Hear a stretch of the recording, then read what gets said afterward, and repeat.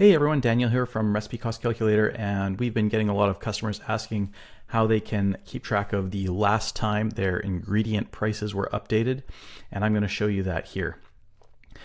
If you come over into your ingredients and you click on any ingredient, let's just take a look at sugar, you're going to see in your list of what we call supplier ingredients, there are several columns including the price per unit, the last percentage change to the price, and the last date that the price was updated.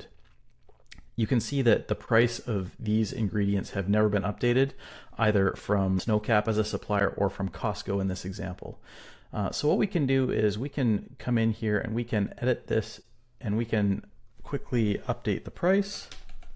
And when we save this price update, we can see that the information on the screen has been updated as to the last price update.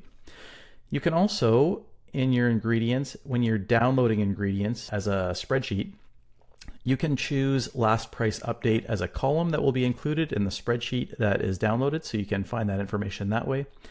And thirdly, if you are wanting to quickly update your prices, many customers love this, you can quickly update your prices for any given supplier.